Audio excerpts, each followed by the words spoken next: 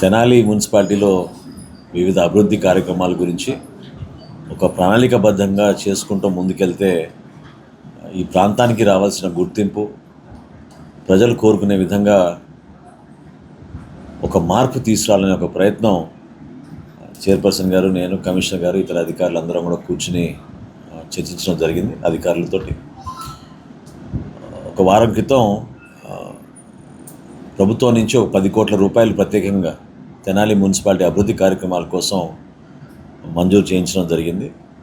ఈ 10 కోట్ల రూపాయలు మన తెనాలి పట్టణంలో ప్రత్యేకంగా కొన్ని ఎప్పటి నుంచో మనం ఆలోచించిన కొన్ని ప్రాజెక్ట్స్ టేకప్ చేయాలన్న తపనతోటి గౌరవ మంత్రి గారు నారాయణ గారిని నేను రిక్వెస్ట్ చేసినప్పుడు ఒక 10 crores శాంక్షన్ చేసి ఆ డబ్బులు ఇచ్చారు. దాన్ని ఏ విధంగా యూటిలైజ్ చేయాలనే దానిపైన ఒక ప్రణాళిక సిద్ధం చేసుకుంటున్నాం. వీటితో పాటు ప్రజలు ఎక్కువగా రీసెంట్గా మనకి ఈ వీధి కుక్కల గురించి ఒక సమస్యగా అనేక సందర్భాల్లో వార్డులో పర్యటించినప్పుడు కానివ్వండి, లేకపోతే మనం సోషల్ మీడియాలోనూ వివిధ మాధ్యమాల్లో వాళ్ళ ఆవేదన వ్యక్తపరుస్తూ ఉన్నారు. దానిపైన చైర్పర్సన్ గారు కూడా అది ప్రయారిటీ తీసుకుందాం అని చెప్పడంతో కమిషనర్ గారికి ఇన్స్ట్రక్షన్స్ ఇచ్చాం. ఒక ప్రణాళిక సిద్ధం చేసుకుని ఏ విధంగా ఇటువంటి పరిస్థితి తెనాల్లో ఎవరు కూడా భయపడే విధంగా ఉండకూడదనే ఒక ప్రయత్నంతో ముందుకెళ్ళాలనే దానిపైన మేము సమీక్షించుకుంటాం.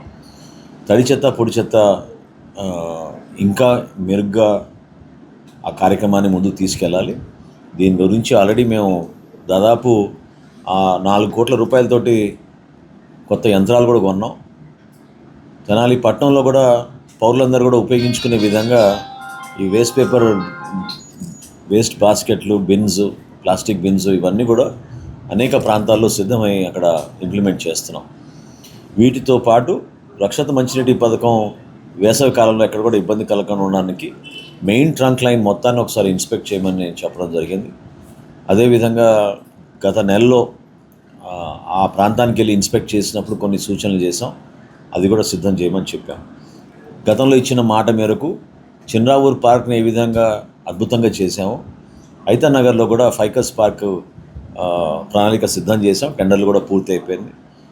ఈ మే మాసంలో ఆ పనులు ప్రారంభించి వర్షాలు వచ్చే లోపు ఆ కార్యక్రమాలన్నీ కూడా పూర్తి చేసుకుంటే ఖచ్చితంగా తెనాలి ప్రజలకి అది కూడా అంకితం చేస్తామని ఈ సందర్భంగా తెలుపుకుంటున్నాను. రోడ్ల విషయంలో కానివ్వండి, లేదా ప్రజలు కోరుకున్న కొన్ని ప్రాంతాల్లో చిన్న చిన్న పార్క్స్ ఇవన్నీ అసలు ఎక్కడ కూడా లోటు లేకుండా వాటి గురించి నిధులు సమీకరించాం. ఏమి ఇబ్బంది లేదు.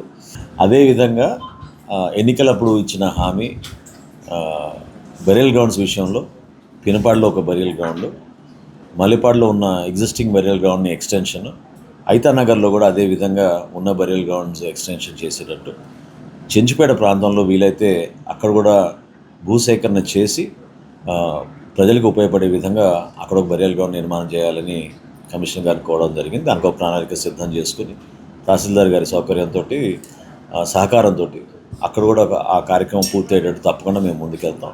రోడ్లు విస్తరించినప్పుడు కొన్ని చిన్న చిన్న అడ్డంకులు, కొన్ని సమస్యలు ఉన్నాయి. వాటిపైన కూడా అధికారులందరూ కూడా చక్కగా కలిసికట్టుగా పనిచేసి ఒక ఐక్యతతోటి ఈ మూమెంట్ని ముందుకు తీసుకొచ్చారు. చాలా అద్భుతంగా మన తెనాలిని మనం మార్చుకుందాం. వీటితో పాటు పొదుపు సంఘాల్లో ఉన్న మన మహిళలు, ఎంతో చైతన్యం కలిగిన మహిళలు మన దగ్గర, గతంలోనే అంతర్జాతీయ స్థాయి వరకు కూడా వీళ్ళకి రికగ్నిషన్ వచ్చింది.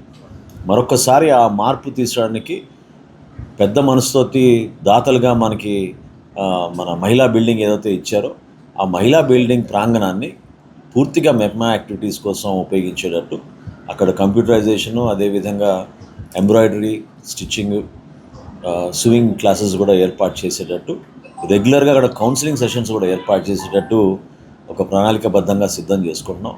మే మొదటి వారంలో ఆ మహిళా బిల్డింగ్ కూడా ప్రారంభించాలని ఒక నిర్ణయం తీసుకుని అక్కడ జరుగుతున్న పనులన్నీ కూడా పూర్తి చేయమని కమిషనర్ గారికి చెప్పడం జరిగింది. సో వీటితో పాటు తెనాలి అభివృద్ధి అనేది ఇంకా ఎట్టి పరిస్థితుల్లో మనం పోటీపడి విజయవాడకి, గుంటూరుకి ధీటుగా మన నగరాన్ని మనం మార్చుకునే విధంగా ముందుకెళ్దామని మనస్ఫూర్తిగా మీ అందరి సహకారం కోరుతున్నాను.